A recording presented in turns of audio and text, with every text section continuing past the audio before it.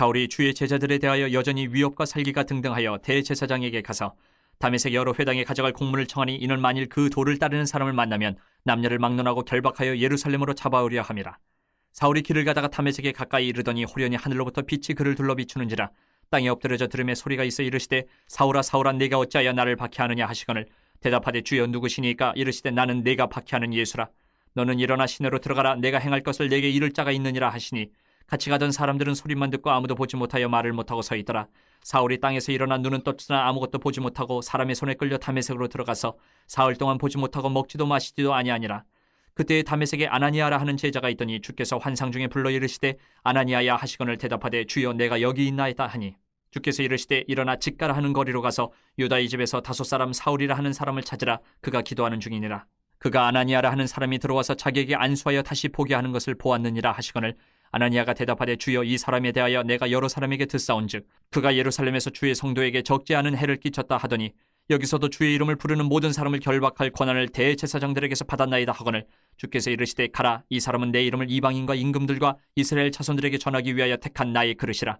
그가 내 이름을 위하여 얼마나 고난을 받아야 할 것을 내가 그에게 보이리라 하시니 아나니아가 떠나 그 집에 들어가서 그에게 안수하여 이르되 형제 사울아 주곧 내가 오는 길에서 나타나셨던 예수께서 나를 보내어 너로 다시 보게 하시고 성령으로 충만하게 하신다 하니 즉시 사울의 눈에서 비늘 같은 것이 벗어져 다시 보게 된지라. 일어나 세례를 받고 음식을 먹음에 강건하여지니라. 사울이 다메섹에 있는 제자들과 함께 며칠 있을새 이게 조금 오래된 영화인데 여러분 보신 적 있으세요? 인정사정 볼 것 없다. 이 부장집사님만 끄떡끄떡 보고만 역시 여기서 이제 세대 차이가 나는 인정사정 볼 것. 한국 영화인데요. 좀 유명한 배우들이 등장을 했어요. 지금은 거의 뭐 대선배들인데 인정사정 볼 것 없다. 혹시 여기서 아는 배우 이름이 있어요? 안성기, 박중훈, 장동건, 최지우. 안성기 정도. 네. 그렇죠. 이 영화의 명대사 중에 하나가 뭐냐면 이거였어요. 놈을 잡기 위해서라면 지옥 끝까지라도 가겠다. 뭐 이런 대사가 있었어요. 이 영화는 이렇게 시작을 해요. 한낮에 도심 한복판에서 마약 거래가 일어나고 그것을 중심으로 인해서 살인사건이 벌어집니다. 도시 한복판에서. 이 사건의 범인이 장성민이라는 사람이에요. 배역이. 그때부터 이 형사와 범인 간의 쫓고 쫓기는 추격이 이 영화의 이제 흐름이에요. 추격전이 시작이 돼요. 근데 이 범인이 변장을 기가 막히게 잘하는 거예요. 영화를 보면. 좋은 이웃집 아저씨로 촥 돌변을 했다가 어떨 때는 우편 배달부로 촥 또 변장을 했다가 국군 장교로 또 촥 신분을 바꿨다가 이러면서 영화에서 제 기억으로 한 거의 10가지 이상의 이 오락가락 바꾸면서 변장을 하면서 이 집요한 형사의 추격을 요리조리 피해 다니고 형사는 또 그 단서를 가지고 끝까지 추적을 하는 거예요. 결국은 끈질긴 추격 끝에 마침내 여기가 이제 폐광 끝부분인데요. 폐광에서 두 사람이 딱 형사와 범인이 맞닥뜨려서 일대의 사투를 벌이는 이 영화에 너무 뻔한 스타일이기는 한데 옛날 영화에 아주 히트를 쳤던 영화예요. 근데 범인이 잡히게 되는 내용인데 이 영화에서 보면 쫓기는 사람의 심정, 그 다음 쫓는 사람의 심정, 이것을 기가 막히게 표현을 해놨어요. 그냥 액션씬뿐만 아니라 그들의 그 내면까지. 제가 오늘 이걸 왜 갑자기 툭 이 포스터, 영화 포스터를 보지도 않은 영화 포스터 우리 세대 차이 나게 했느냐? 추격이라는 거지. 오늘 우리가 조금 전에 길게 읽은 이 사도행전 9장 1절부터 19절의 이 본문 말씀을 읽다가 저는 두 종류의 추적자를 만났어요. 두 종류의 추적자. 그 본문에서. 여러분은 어떤지 모르겠어요. 추적자 그러니까 갑자기 한번 본문이 다시 보이죠. 여기 두 종류의 추적자가 누가 등장하지? 저는 두 종류의 추적자를 찾았어요. 본문에서. 우리가 읽은 본문에서. 그런데 이 두 종류의 추적자의 공통점이 있는 거예요. 공통점이. 공통점은 뭐냐? 정말 끈질기다. 정말 매우 끈질기다. 이거죠. 집요할 정도로 상대를 추적하고 있어요. 놓치지 않고. 오늘 본문에서도 똑같이 쫓기는 자와 쫓는 자의 모습을 살펴보면 정말 끈질긴 거예요. 여기서 이제 보면 하나님께서 우리 사람을 끈질기게 추적하시는 이유를 찾아야 돼요. 오늘 본문에서. 하나님이 얼마나 겁나게 끈질기신가를 알아야 돼요. 우리에 대해서. 여러분, 저는 그런 이제 성경을 제가 하나님을 영접하고 성경을 제대로 한번 읽어봐야 되겠다. 읽기 시작하고 성경 공부한 것들을 다시 이렇게 뒤적뒤적 하면서 생긴 의문 중에 하나가 뭐냐면, 그리고 이제 신학교에 들어서 목회자가 되기 위해서 공부하면서 했던 문제 같지도 않은 질문 같지도 않은 질문이 뭐냐면, 왜 하필이면 하나님은 사울을 불러가지고 회심을 시키셨을까? 이게 제 질문 중 궁금증 중에 하나였어요. 이게 무슨 말이냐면, 사울에 대해서 모르는 사람들이 여기 있으니까 제 말이 무슨 뜻인지 의미가 안 갈 텐데, 사울이라는 사람은 오늘 우리가 읽은 사도행전 본문에 나오는데, 사울이라는 사람은요, 그리스도인, 하나님을 믿는 사람 입장에서는 참악한 사람이에요. 참악한 사람. 그 당시 기독교 최대의 대적자였어요. 최고의 적이고 제일 골치 아픈 사람이었어요. 왜냐? 스펙되지, 권력 있지, 똑똑하기까지 하지, 모든 걸 다 갖추고 그걸 가지고 기독교인들을 쫓아다니는 데서, 잡아서 핍박하기 위해서 추적하는 데 쓴 사람이에요. 머리대, 능력대, 권력대. 근데 그거를 전부 다 기독교인들 잡는 데 사용하는 사람. 얼마나 골치 아프고, 제가 그래서 성경을 처음 읽고 이걸 하면서 이걸 갖고 왜 이렇게 엉뚱한 데 쓰지? 이런 참 되지도 않은 질문을 던졌던 적이 있는데, 만일 예수님께서 이 사울을 만나셔가지고 이렇게 말씀하셨단 말이에요, 여러분. 사울아, 사울아, 내가 어찌해서 나를 핍박하느냐? 너 그 똑똑한 머리, 그 권력, 그 힘, 그 재능을 가지고 왜 나를 핍박하느냐? 이렇게 예수님이 사울에게 얘기하셨단 말이에요. 근데 그 다음에 이날도 사울은 기독교인들을 잡으러 가는 길이었어요. 그런데 하늘에서 빛이 내려서 사울을 멈추게 하고 앞을 보지 못하게 하고 하신 말씀이 이거였어요. 사울아, 사울아, 네가 어째서 나를 핍박하냐? 그러면 기독교인 입장에서, 그 당시에 사울만 만나면 이제 목숨이 떨어지는 이 기독교인 입장에서 이 이후에 어떤 시나리오가 나오면 만세를 부르겠어요, 여러분? 나하고 마음이 딱 공감이 되네. 왜 나를 핍박하느냐? 너 한번 죽어봐 하고 딱 죽였으면 그 당시에 기독교인들은 만세를 불렀을 거야. 드디어 대적자가 사라졌다. 우리를 잡으러 다니고 집요하게 추적하던 그 사람이 사라졌다. 하나님의 은혜다, 할렐루야, 만세를 불렀을 거야. 그런데 결과가 그렇게 됐어요? 우리가 생각하는 그 결과가 안 나왔다는 거지. 사울을 그렇게 하셔놓고 오히려 그를 죽이기는커녕 회심을 시키셨어요. 회심을 시켜서 이름까지 바꾸셨어. 바울로 이름까지 바꾸셨어. 언젠가 우리 코로나가 끝나고 여유가 되면 토요일날 모여서 영화 한 편 봅시다. 이 바울에 대한 영화가 나왔고 제가 그거를 갖고 있거든요. 바울 영화가 나왔어요. 바울 영화. 근데 극장에서는 많이 상영 안 됐지. 시장성이 많이 없으니까. 근데 그리스도인 입장에서 아주 감동적인 은혜가 되는 영화인데요. 바울이라는 이름으로 바뀔 정도로 회심을 시키셨단 말이지.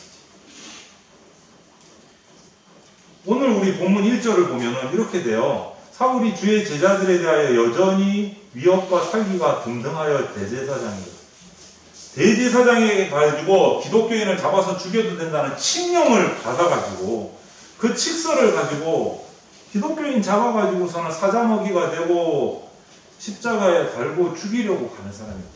살기가 등등했어요. 살기가. 그러다 이렇게 살기 등등했던 사울이 등장을 하는데 9장을 보면요. 9장을 자세히 보면 여러분, 기독교인을 추적하는 이 사울이라는 대적과 그 대적 사울을 또 추적하는 분이 등장을 한단 말이지. 그게 누구냐? 추적자보다 추적자를 더 집요하게 따라가는 하나님을 발견할 수가 있어요. 그래서 제가 두 종류의 추적자라고 처음에 말씀을 드렸어요.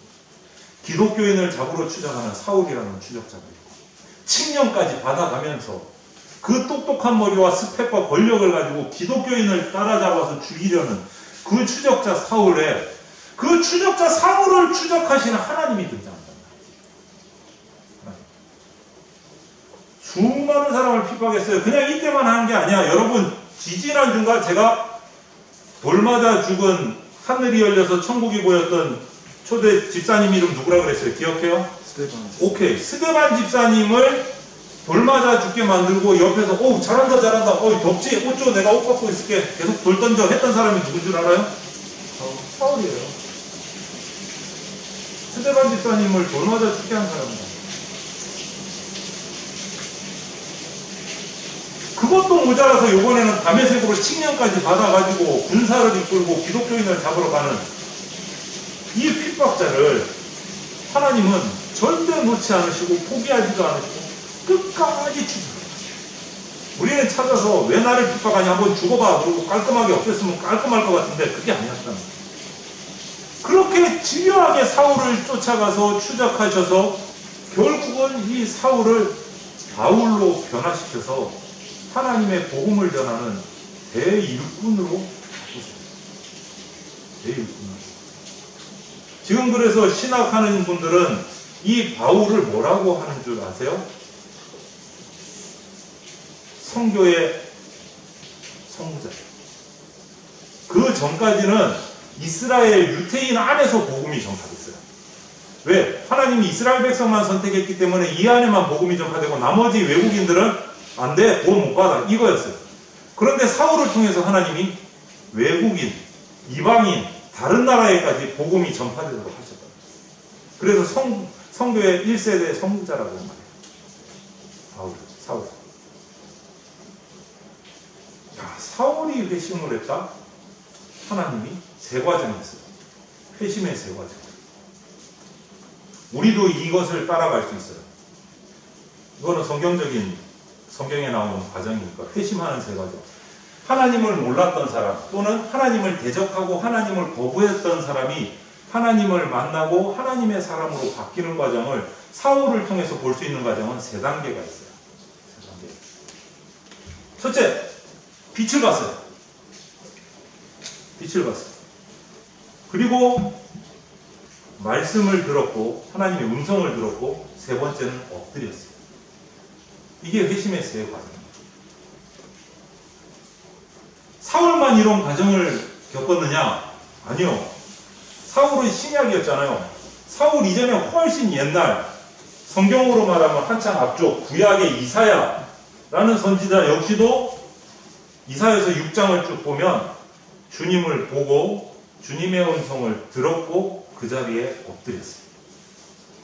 똑같은 과정을 겪었어요. 하나님을 만나고 계십니다. 그리고 나서 고백을 해요. 주님, 무엇을 하리이까? 주님, 무엇을 하리이까? 사도행전 9장, 오늘 우리가 읽은 9장은요, 사울이 이런 고백한 것이 없어요. 그럼 목사님, 그거 잘못된 거 아니에요? 그 이사야만 그런 거 아니에요? 아니요. 9장에는 없는데 한참 뒤에 하나님을 만나고 사도가 되어서 바울로 이름이 개명되고 그 뒤에 보면 사도행전 22장 10절로 한참 뒤로 넘어가면 이런 말을 고백을 해요. 사도 사울이 바울로 바뀐 뒤에 이런 말을 해요. 같이 한번 읽어볼까요? 시작. 내가 이르되 주님 무엇을 하리이까? 내가 해야 할 모든 것을 거기서 누가 이르리라 하시거늘. 하나님을 만난 사람의 공통적인 특징은요, 여러분, 사명을 발견한다. 사명. 하나님을 만나고 하나님을 영접하면, 오늘 아침에 우리 작년 예배에서 그랬어요, 제가. 영접이라는 것은, 하나님을 영접한다는 것은요, 예수님의 주님의 삶을 내가 내 삶으로 받아들이는 거예요. 내가 주님의 삶이 되고 주님이 내 삶이 되는 거예요. 그걸 영접이라고 해요. 영접. 그렇게 영접하고 나면 사명을 발견해요. 사명을 발견하는 사람들이 첫 번째 던지는 질문이 이거야. 주님, 내가 무엇을 해야 됩니까? 이제 주님을 만났는데, 하나님을 만났는데, 내 가슴이 뜨거워지는데, 이제 내가 뭘 할까요?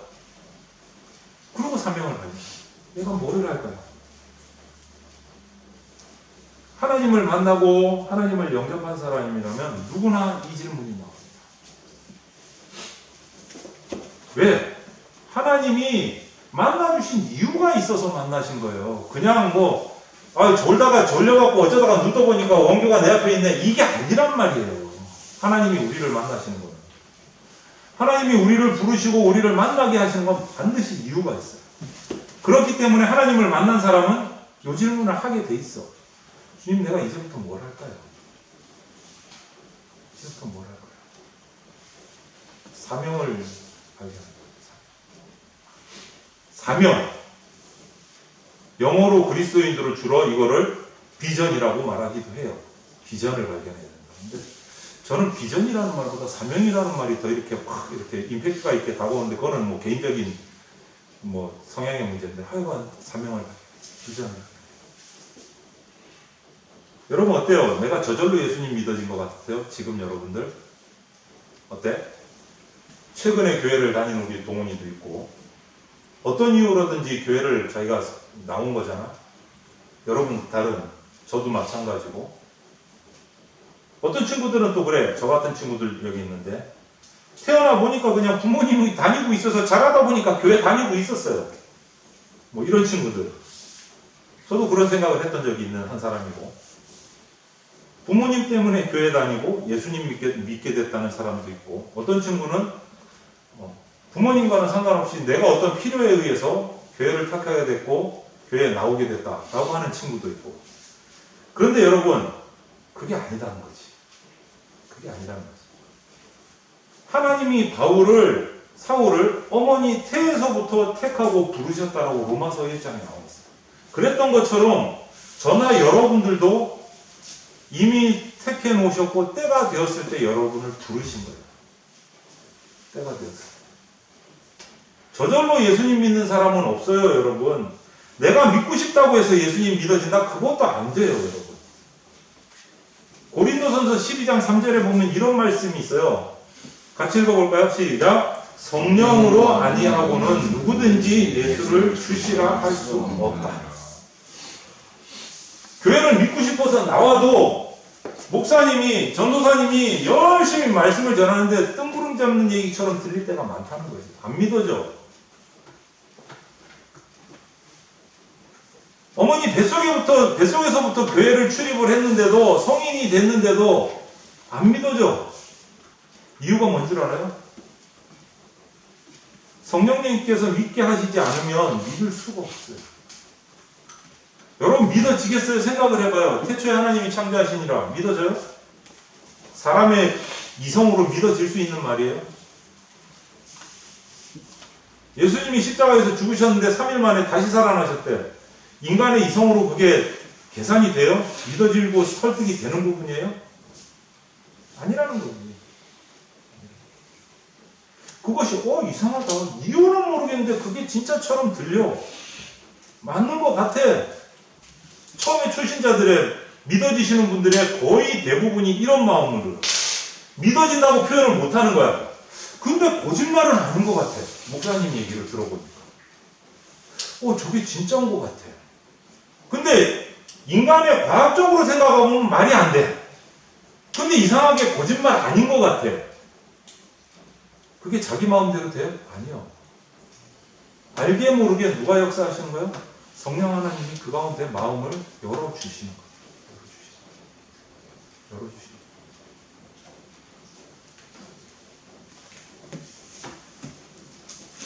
거예요. 예수님을 나의 구주로 믿어요, 여러분? 그 결심 자기 뜻대로 됩니다. 성령님이 마음을 열어주시지 않으면 그 고백이 나올 수가 없어요. 믿어질 수가 없어요. 얼마나 감사한지 몰라요, 그게. 저는요, 이런 거 우리는 따지지 않는데, 밖에서는 많이 따지라고 기질 테스트 할 때 혈액형이 뭐예요?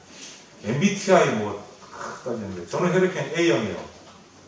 겁나게 까칠, 소심, 내성의 그 철저한 계획성을 가지고 일하지 않으면 막 미쳐버리려고 못 참는 스타일이 A형이래요. 제가 딱 그렇거든요. 철저한 A형. 누가 그러더라고. A 플러스라고 오죽했습니다. 그런 사람이 성경 말씀이 믿어질 것 같아요, 여러분. 그렇게 이성적인 사람이 성경 말씀이 믿어져서 목사 자리에 어떻게 들어와 있을 거라고 생각합니다. 안 되는 거예요.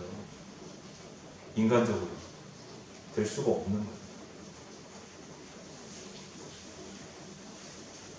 하나님께서 우리 영혼에 성령님을 통해서 역사해서 믿게 하지 않으시면 믿어질 수가 없어요. 믿어질 수가 없어요. 이렇게 예수님을 믿게 된 사람들, 믿게 된 친구들은요, 아까 말했죠. 사명을 발견하게 되는 친구들은 바울처럼 예수님 만남에 내가 무엇을 해야 됩니까? 라는 질문이 생깁니다. 내가 예수님이 믿어지는데 교회에 나가서 이제 뭐를 어떻게 살아야 되지? 하는 질문이 나올 수밖에 없어요. 지금까지 살아왔던 거하고는 뭔가 달라져야 될 것 같은데 내가 뭐를 하고 어떻게 달라져야 되지? 라는 생각이 나올 수밖에 없는 거예요. 예수님이 믿어진 친구. 어떻게 살아야 될까? 무엇을 하면서 내가 살아야 되지? 여러분, 그 이유가 뭐라고? 예수님이 나를 믿어지게 하고 부르신 데는 반드시 이유가 있기 때문에. 이유가 있기 때문에. 부르시면은 이유가 있다. 부르시면은 이유가 있다. 엄마들이 이러면 엄마들이 가지고 방에서 한참 재밌게 컴퓨터 게임하고 있는데 내지는 또 우아하게 책을 좀 독서를 오랜만에 마음 잡고 책을 좀 딱 읽고 있는데 책을 읽는 것처럼 하면서 스마트폰을 펴서 유튜브를 딱 보고 있는데 갑자기 방 밖에서 불러요. 누구야? 왜 부르실까요? 왜 부르실까요? 원규야, 엄마가 부를 때 부르는 이유가 뭐야? 왜 부르실까? 시키려고. 그렇지, 정답. 뭔가 시킬 게 있으니까 부르시는 거야. 뭔가 시킬 게 있으니까. 하나님도 마찬가지. 동훈이를 부르고 원규를 부르고 우리 친구들을 교회로 부르시고 믿음으로 부르시는 것은 그냥 한번 불러보신 게 아니라는 거지. 뭔가 시키실 일이 있기 때문에 부르신 거지. 뭔가 시키실 일이. 그 일이 어떤 일일까? 그거는 각자가 다 달라.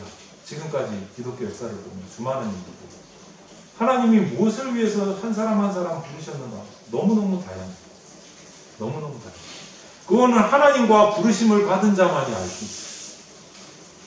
그 일을 한 다음에 다른 사람이 알 수도 있지만 당장 그 앞에서는 하나님과 당사자만이 알 수 있어요. 그때 물어야 되는 거야. 주님, 내가 무엇을 해야 됩니까? 내가 무엇을 해야 됩니까? 어떤 사람은 이 바울처럼 이방인 선교의 1세대로 선교사로 부르실 수도 있어요. 어저께 저녁에 사택에서 설교 준비를 하고 이렇게 하다가 전화 한 통을 받았어요. 한 여자 선교사님, 싱글이에요. 젊어요. 네, 젊은 선교사님을 통화를 받았어요. 제가 사역했던 마산교회에 사역한 여자 선교사님이신데 선교사님이라고 우리 의리하지 않아요. 이제 30 되셨나요? 네, 이제 30 되셨나요? 30 초반이신 것 같아요. 처녀 선교사님이세요. 들어오셨다가 요번에 새로 나가신다고 단기 선교로 훈련을 받고 선교 사역을 나가셨다가 이제 마치고 들어오셔가지고 코로나 때문에 지금 못 나가고 있다가 이번에 또 어떻게 나가게 되셨나봐요. 자세한 얘기는 여러분, 나가시는 지역이 이분은 대단한 지역이에요. 어딘 줄 아세요? 팔레스타인. 팔레스타인이 어딘 줄 아세요? 팔레스타인이 중동 한복판이에요. 수시로 폭탄이 터지고 기독교인들을 완전히 탄압하는 지역이 팔레스타인이에요. 거기로 또 나가는 거예요. 요번에는 몇 년 나가세요? 그러니까 2년, 3년? 그랬더니 아니요, 이번에는 장기로 나가요. 장기가 몇 년인 줄 알아요? 평생이에요. 그리고 5년마다 한식년으로 들어와서 재충전해갖고 또 나가요.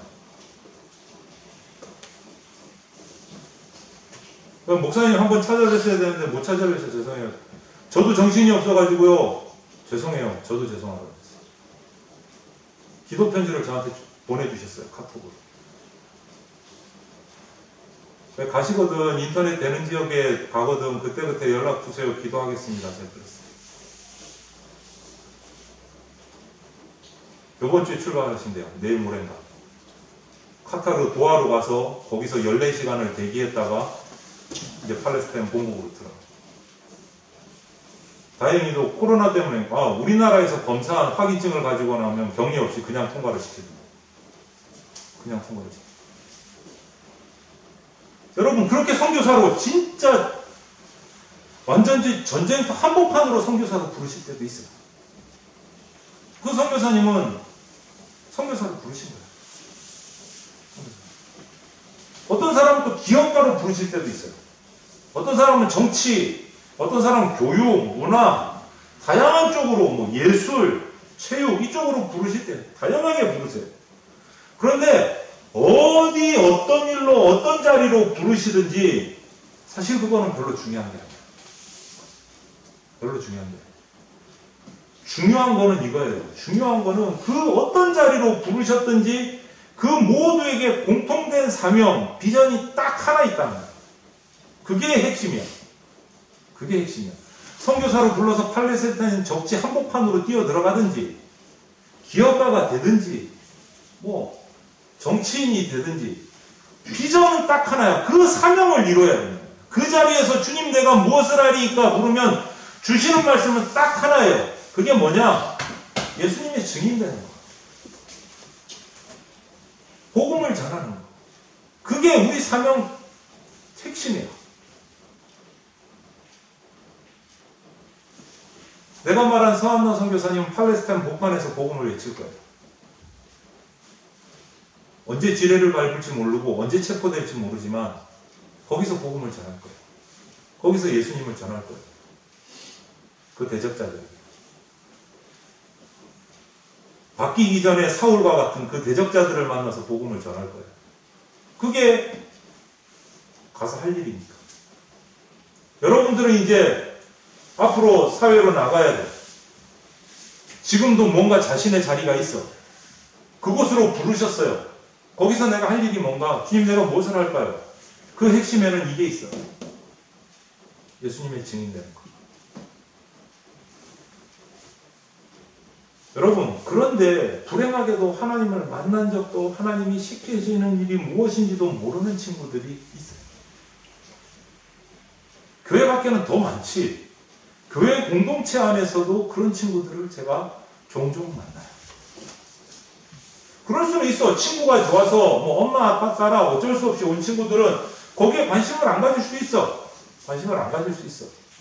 그래도 교회 공동체 안에 있으면서 거기서 같이 생활을 하고 날이 더해가면 연수가 더해가면 더해갈수록 거기에 관심이 가져지고 들어가야 되는데 그것을 사방에 벽을 치고 앉아있는 친구들을 보면 마음이 아파요.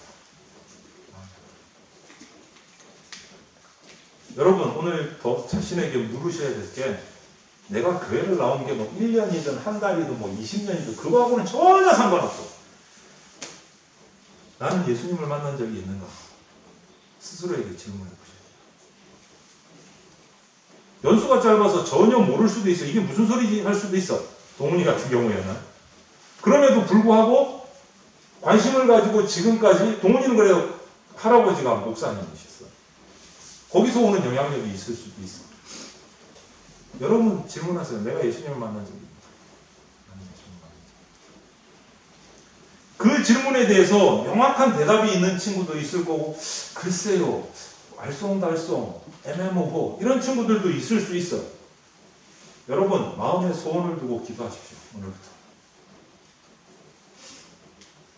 내가 예수님을 만나고 사울처럼 예수님을 만나고 사울의 회심가장처럼 예수님의 말씀을 듣고 빛을 보고 예수님의 음성을 듣고 예수님 앞에 엎드려서 회심하는 과정이 있기를 그렇게 되기를 기도하세요. 왜냐? 약속을 주셨거든. 말씀에. 이사야서 55장 17절 보면 이렇게 말씀합니다. 같이 한번 읽어봅시다. 너희는 여호와를 만날 만한 때에 찾으라. 가까이 계실 때에 그를 부르라. 악인은 그 길을, 불의한 자는 그 생각을 버리고 여호와께로 돌아오라. 그리하면 그가 긍휼히 여기시리라. 우리 하나님께로 나오라. 그가 널 용서하시리라. 이걸 약속으로 붙잡고 하나님 앞에 매달리셔야 돼요. 기도하셔야 돼요. 하나님 나 만나 주십시오. 그리고 내가 할 일을, 내 사명을 내가 발견하게 해주십시오. 기도하셔야 돼요. 기도하셔야 돼요. 아까 말했듯이 바울처럼 3단계의 회심 과정을 거쳐서 만난 이사야서 55장 6절 7절에 있는 말씀. 참고로 동문이를 위해서 약자는 사를 찾으면 됩니다. 성경을 찾으라면 이사야서는 사를 찾으면 됩니다. 사. 여러분, 이 약속처럼 내가 하나님을 만나고자 하면 하나님께서 만나주세요. 내가 하나님을 만나고 싶어서 간구하고 준비하고 기도하고 계속 만나주시고. 그리고 또 이제 약속이 있지. 이것만 약속이냐? 아니요. 또 야고보서에도 약속을 해주셨어요. 같이 한번 읽어볼까요? 시작. 하나님을 가까이 하라. 그리하면 너희를 가까이 하시리라. 하나님이 나에게 가까이 없는 이유 하나 이걸 보면 뒤집으면 나와. 하나님이 나에게 가까이 해주시지 않는 이유 뭐예요? 내가 하나님하고 가까이 있는 걸 싫어해. 내가 하나님하고 가까이 있는 걸 싫어해. 그럼 하나님 멀리 가셔요. 멀리 가셔요. 예수님이, 하나님이 필요 없는 사람은 이 땅에 단 한 명도 없어요. 모두 다 예수님이 필요해요. 그럼에도 불구하고 그 필요성을 못 느끼고 나는 내 힘으로 살아갈 수 있어라고 착각하고 있기 때문에 예수님이 가까이 못하는 거예요. 필요 없는 사람은 단 한 명도 없어요. 오늘 여러분, 오늘부터라도 예수님 앞에 가까이 나가려고 간구하고 기도하셔야 돼요. 그러면 가까이 해주신다. 그리고 자기 사명을 발견하셔야 돼요. 바울처럼 주님 내가 무엇을 해야 됩니까? 저에게도 주님이 필요합니다. 기도하셔야 돼요. 그러면 만나주세요. 금방 야고보서도 그렇고 이사야서도 그렇고. 예수님을 만나면 하고 싶은 일이 생겨요. 예수님과 만남을 통해서 여러분의 인생이 간지난 인생이 될 수 있어요. 세상이 말하는 그런 뻑짝지근한 그런 인생 말고 정말 기가 막히게 멋진 인생. 멋진 인생. 변화된 인생을 살 수가 있어요. 예수님을 만나는 게 여러분 인생의 열쇠예요. 만나면 하고 싶은 일이 생기고 그것을 외치면 하나님께서 길을 열어주세요. 인생의 길을 이렇게 찾아가셔야 돼요. 인생의 길을 돈에서 찾고 권력에서 찾고 기득권에서 찾는 거는 잠시는 찾을 수 있을 것 같이 한계가 있어요. 그거는 진짜 인생이 아니란 말이에요.